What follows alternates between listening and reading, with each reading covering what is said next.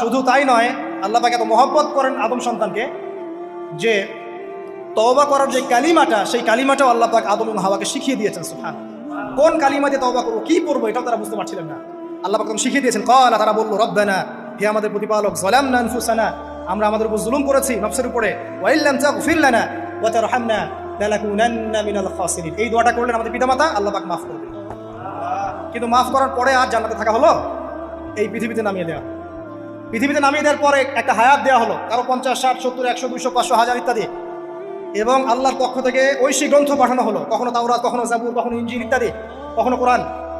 শর্ত দেওয়া হলো, যারা আল্লাহ পাকের এই ঐশী গ্রন্থগুলো মেনে চলবে তারা ইনশাআল্লাহ আবার মৃত্যুর পর সেই জান্নাতে ফিরে যাবে যেখান থেকে তারা বহিষ্কৃত হয়েছে। আর যে বা যারাই আল্লাহ পাকের এই আয়াত, নিদর্শন এবং ঐশী গ্রন্থগুলোকে অস্বীকার করবে, এটাকে মিথ্যা প্রতিপন্ন করবে, আল্লাহ পাকের সবাইকে জাহান্নামে পূর্ণ করবে ইনশাআল্লাহ।